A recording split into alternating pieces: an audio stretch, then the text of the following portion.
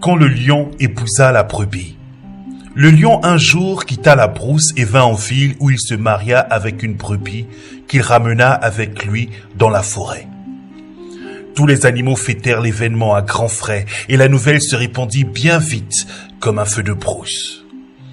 Un lion épouser une brebis, quel scandale et quelle honte, répétaient les animaux.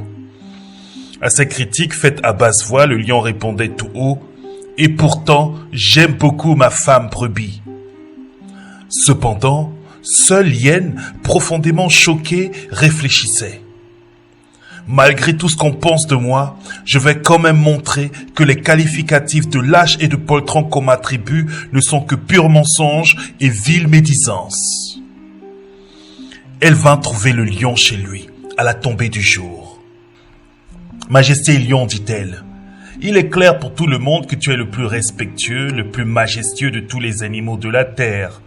Mais tu as pris comme épouse une sorte d'individu niais et bête qui ne lève jamais la tête vers le ciel qu'il a accueilli. Vraiment, tu ne mérites pas pareille épouse. Tu fais traîner ton nom dans la boue. Dévorons-la donc et laisse-moi aller te chercher une femme digne de ta grandeur. Je ne dévorerai pas ma femme car je l'aime, et j'ordonne que tes propos s'arrêtent là. » L'hyène s'en alla toute honteuse.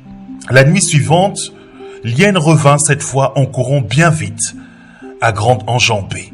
« Ah, majesté, as-tu compris ce que j'ai appris ?»« Quoi donc ?» dit le lion. « Il paraît que lorsque l'eau de pluie touche à la peau des brebis, il y a une maladie qu'on appelle la gale qui leur enlève tous les poils jusqu'aux oreilles et aux pattes. Elle leur tanne la peau jusqu'à la chair rouge, une sorte de lèpre quoi.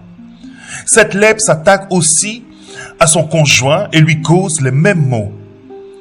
Tu te vois, toi, sans crinière et sans cils, sans pelage et sans queue, la peau tannée jusqu'à la chair comme un poulet plumé, avec des mouches partout. »« Ah bon ?» s'écria le lion. « Eh ben, Hyène, à y réfléchir, je vois que celle-ci n'est véritablement pas ma femme.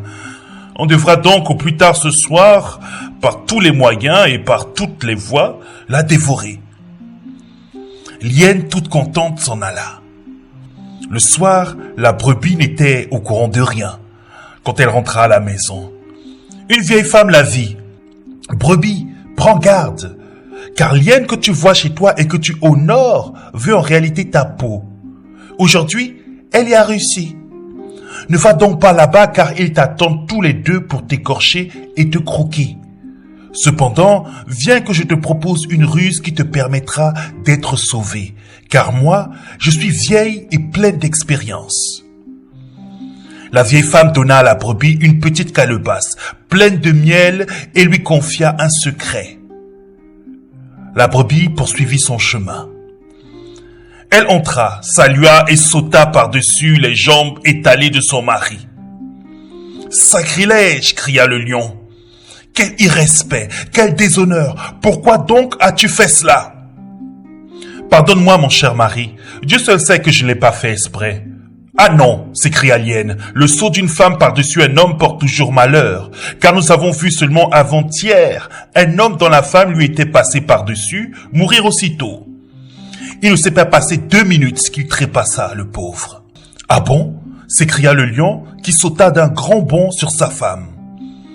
Avant que ses pattes ne touchent le sol, la brebis eut le temps de jeter dans la gueule du lion la petite calebasse de miel que lui avait donnée la vieille femme. Le lion s'assit sur son derrière en soupirant de jouissance.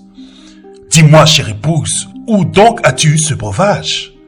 Il y a dans la forêt d'à côté tes collègues lions comme toi qui ont assemblé toutes les hyènes pour leur presser le ventre afin de faire sortir par leur derrière ce liquide dont ils remplissent des outres entières. Sache que c'est du miel et que chaque hyène en a le ventre plein. » « Hyène, tu me caches de si bonnes choses.